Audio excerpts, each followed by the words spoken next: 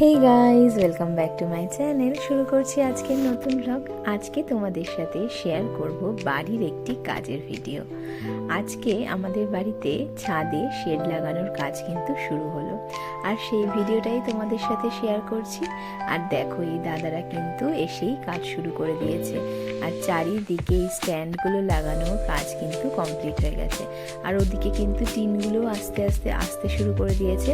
আর দেখো, এই টিনগুলো কিন্তু এইভাবে ওরা তিনতলার ছাদে তুলেছিল।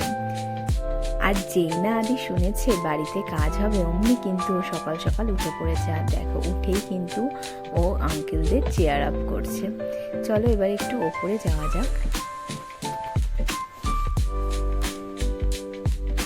বাড়ির কাজ হলে শুনলেই আদের কিন্তু ভীষণ মজা লাগে, আর ও কিন্তু সকাল সকাল একদম উঠে পড়ে। আর দেখো, আস্তে আস্তে কিন্তু এই দাদারা স্ট্রাকচারটাও তৈরি করে ফেলেছে। আর কিভাবে সমস্ত জিনিসপত্রগুলো তুলছে এই দেখো। আমাদের বাড়িতে কিন্তু একটা প্যারাপেট ছাদও রয়েছে, সেখানে কিন্তু রয়েছে আমাদের জলের ট্যাঙ্ক। আর এই যে তার উপর থেকে দেখছো টিনগুলোকে এইভাবে কিন্তু ওরা তুলেছে। সিস্টেমটা অদ্ভুত সুন্দর, খুব কম কষ্ট করেই কিন্তু এগুলো তুলে নেওয়া যাচ্ছিল। আর এই যে দেখো, এই ডিজাইনগুলোও কিন্তু আমরা লাগাবো শেডের নিচে, দেখতেই পারবে তোমরা। আর চলো আমি কিন্তু চা নিয়ে চলে এসেছি এই দাদাদের জন্য। আর এসে দেখছি, দেখো টিন লাগানোর কাজ কিন্তু অলমোস্ট কমপ্লিট।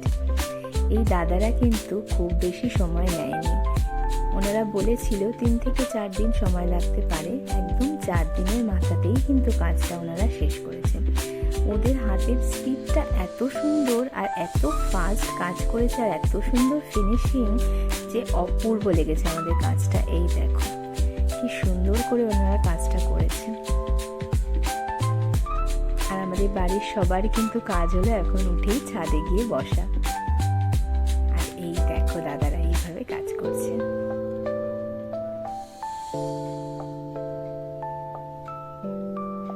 আর এই কাজগুলো দেখতে কিন্তু বেশ ভালো লাগে, পুরো নিখুঁতভাবে ওনারা কাজটা করেছে। আর আমিও কিন্তু বেশ নিখুঁতভাবেই কাজটাকে দেখছিলাম। আর আদি দেখো, ওইদিকে সিঁড়িতে উঠে বসে আছে।